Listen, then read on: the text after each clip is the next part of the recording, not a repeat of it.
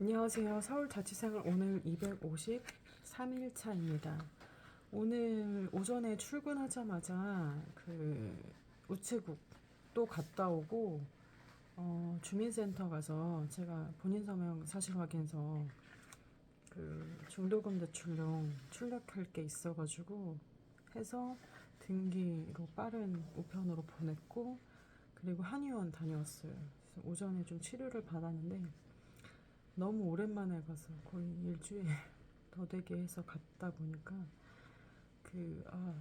치료받는데 꼬리 뼈 이제 아래쪽 양쪽으로 그 힘 받는 부분에서 지속적으로 치료 받아야 된다고 그런 말씀하셨고, 그래서 추나까지 받고 오후에는 이제 그 TM 기존 제 지인들한테 이제 뭐 제주도 여행 상품권 드릴 수 있다 보니까 연락드려서 오늘 사실 당일 방문을 하신 분이 있었어요. 제가 좋아하는 분이고 그 손 소독제 만든 분이셨는데, 요즘은 코로나 이제 조금 정리되는 그런 분위기다 보니까 이제 회사 그 부분에 있어서도 좀 다른 아이템 생각하고 있어서 지금 잠깐 휴업 상태시고, 이제 그 회사 아니고 이제 대학 강의 나가시는 게 있으셔가지고 그 일 하고 계시다고 하셨어요. 그래서 수원에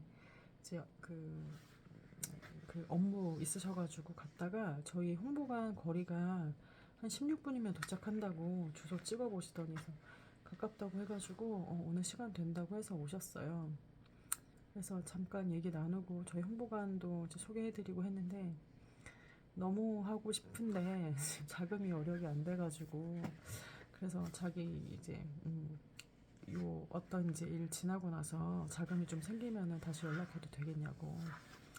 그래서 팀장님 좀 뵙게 해드리고, 음 어쨌거나 그 상황들 바뀌어지면 또 알려달라 이렇게 말씀드리고, 저희 현장이 좀 규모가 크고 또 중도금 절차 진행을 하면서 이제 부결되는 물건이라든가 또 시행사에 좀 부탁을 해서 도움 드릴 수 있을 것 같아가지고, 또 이분은 또 회사 대표님이시다 보니까 결국에는 지식산업센터 좀 필요할 일들이 또 있으실 거라서, 그래서 이제 팀장님 좀 소개를 해드렸었어요. 그랬고 오후에 이제 기도 모임 있었고, 기도 모임, 네, 오늘 이제 하나님과 세상 중에서 하나를 선택해라 라고 하는 그 부분이 마음이 이제 부대껴지신 분이 많이 좀 힘들어 하셔가지고 밥 먹고 짧게 뭐 인사 나누고, 그리고 12시 전에는 왔는데 좀 씻고 하다 보니까 시간이 좀 걸렸고, 또 저도 돌아와서 집에서 씻고 좀 기도를 드렸어요. 그래서 가족들, 회사, 또 제 계약 고객님들, 이런 분들, 또 생각나는 떠오르는 분들, 그래서 기도를 드렸고, 네, 오늘은 이제 요거 헤리티지 내용에서 이회영, 이시영님인데, 이분들은 이렇게 얘기를 했다고 합니다. 이루고 못 이루고는 하늘에 맡기고 사명과 의무를 다하려다가 죽는 것이 얼마나 떳떳하고 가치 있는가. 이 두 분은 그 부자 집안에 태어난 넷째, 다섯째 그 형제예요. 독립운동가였고, 이회영님 같은 경우에는 교육자, 사상가셨고, 이분이 신흥무관학교를 설립하셨고 신민회의 창립 멤버시고 임시정부 의정원 의원이셨고, 조선 말에 10대 부자 집안의 여섯째 형제 중 넷째가 이회영님이고 다섯째가 이시영님이신데, 이시영님은 대한민국 초대 부통령이셨다고 해요. 임시정부의 재정부장이시기도 하셨는데, 노블리스 오블리주에 이 두 분의 이름을 이제 이렇게 올리셨어요. 조선시대 양반 가문 중에서도 다들 인정하는 가문이 있었으니 바로 오성과 한음에서 나오는 오성 이항복의 가문이 이분들이셨어요. 이때는 뭐 새도 떨어뜨린다는 가문조차 나라의 망조는 어찌할 수가 없었죠. 그때 오성의 가문에 이 6형제와 2딸이 태어나는데 이회영님의 성격이 호탕하고 불같았고 이시영님은 꼼꼼한 관리자 기질을 지녔었다고 합니다. 이들은 사실 부자였기 때문에 유복했죠. 유년기 시절이 유복했지만 살아가는 시대가 매우 암울하기 그지없었죠. 이 두 분의 인생의 큰 전환점이 된 사건이 1905년에 그 을사조약, 요즘 교과서에서는 을사늑약 이 이제 사건이 있었고 국권 침탈이 이제 가시화되니까 이 두 분은 이제 형제들하고 함께 독립운동에 나서기로 결심을 했고 이렇게 얘기를 하셨대요. 이러한 고초는 만국대부의 가족으로서 국가에 속죄하는 것이며 선열의 영혼에 사죄하는 것이고 동시에 내일의 자주 국민이 되는 훈련을 하는 것이다. 1905년에 이 을사조약이 체결되니까 이 이회영님은 조약 파기 운동에 가담했어요.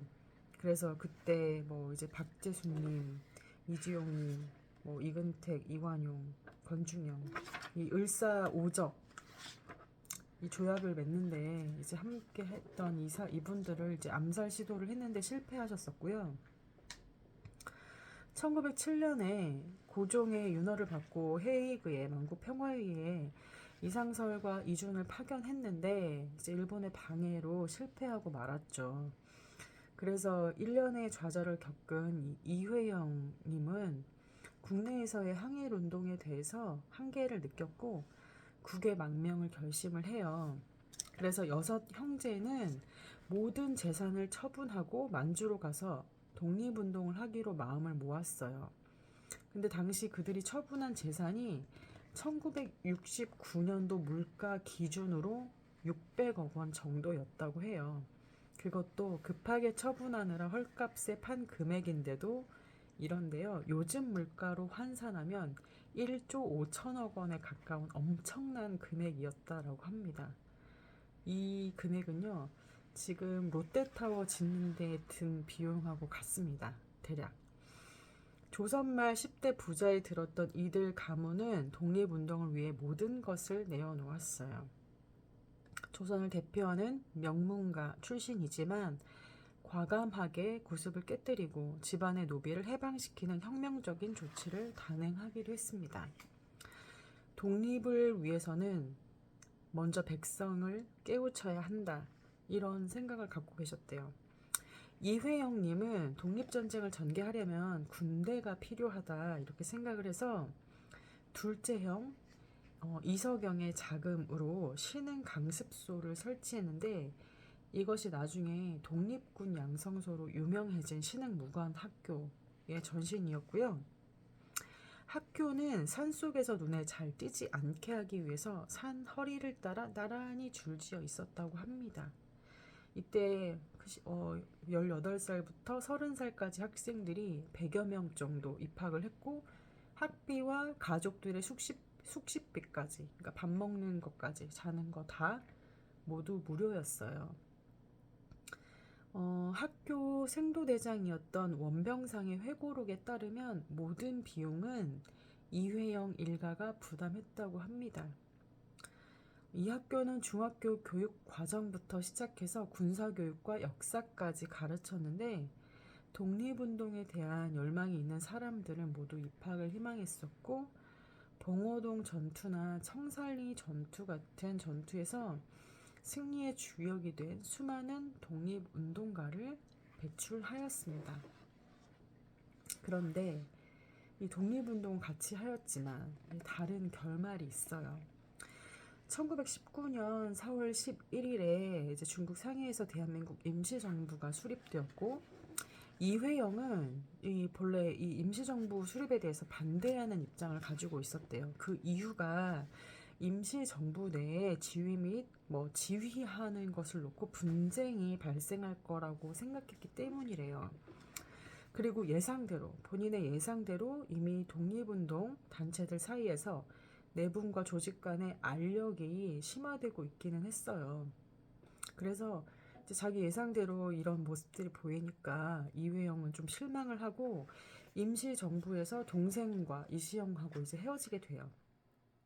이후에 이회영은 모든 영역에서 지배와 권위를 부정하는 무정부주의 사상에 심취했고 1930년에 학생 공포단을 조직해서 아모이 일본 영사관을 폭파하고 이듬해 1월에 천진부두의 그 군수물자 적자 일본 기선을 폭파해서 천진에 있는 일본 영사관에 이제 폭탄을 투척하는 일들을 해요. 그리고 1932년 11월 17일에는 무장 독립투쟁 재건할 목적으로 이제 상해에서 대련으로 이동을 하셨는데 이때 밀정에게 정보가 누설이 돼서 대련에 도착한 직후에 검거가 되셨어요. 그리고 모진 고문을 당한 끝에 순국하셨습니다. 정부에서는 1962년에 건국 공로 훈장 독립장을 이제 추서해서 유해를 국립 서울현충원에 안장을 했다고 해요. 반면에 이시영 동생은 상하이 임시정부가 수립되자 법무총장, 재무총장을 역임했고 1929년에는 한국독립당 창당에 참여해서 초대 감찰위원장에 선출됐고 1933년에 임시정부에서 국무위원 겸 법무위원으로 활동을 하시다가 1945년 광복과 더불어서 귀국을 하셨어요.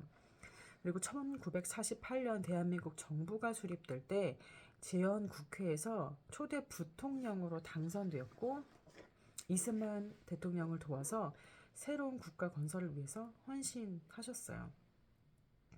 이회영과 그의 6형제 모두 독립운동에 참여했고 그 중에 5명이 옥중에서 사망하거나 굶어 죽었어요.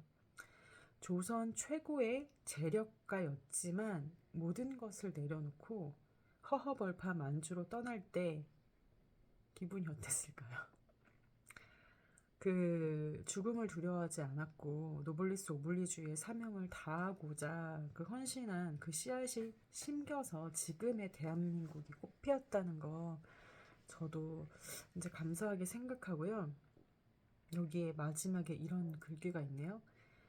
이루고 못 이루고는 하늘에 맡기고 사명과 의무를 다하려다가 죽는 것이 얼마나 떳떳하고 가치 있는가. 네. 결과에 대한 부분은 하늘에 맡기는 거고 오늘 하루에 최선을 다하는 게 우리의 역할이지 않을까 하는 생각이 들었고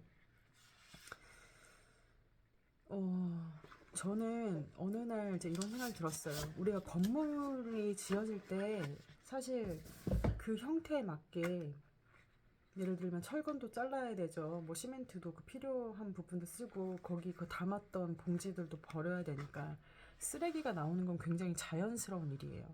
근데 쓰레기 많으니까 건물 안 세워. 이거는 이제 어리석은 거죠.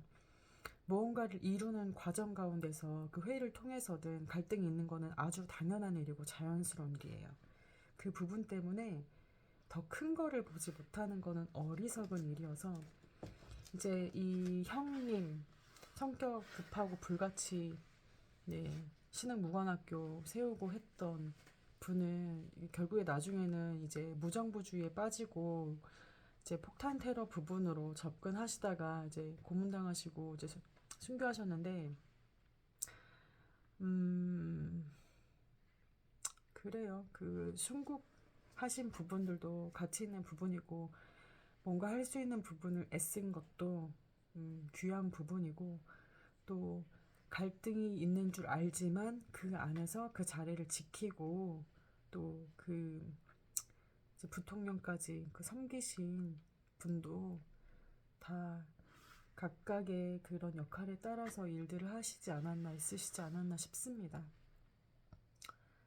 그래서 저도 오늘 하루 동안에 제가 할 수 있는 대로 최선을 다하게 살았고 또 순간순간에 걸으면서 하늘을 보면서 그 시간도 누리기도 했고 그리고 업무를 잘 하고 싶어서 어떻게 하면 잘 할 수 있을지 고민하면서 노력하고 책도 읽었고 또 그 시간 동안에 그 사람들을 어떻게 섬길까 생각하면서 또 좋은 글귀 편지에 쓰기도 하고 또 나눠줄 생각들도 하고 있습니다.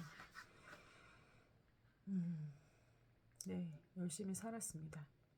네, 거의 이제 1시 다 되어가기 때문에 이제 쉬도록 하겠습니다. 오늘도 수고 많으셨고 편히 쉬세요. 안녕. 마사히로 잘 자고 엄마 내일 오전부터 이제 미팅이 있는데 잘하고 중간 틈틈이 좀 메일 써보도록 할게. 너도 잘 쉬어. 안녕.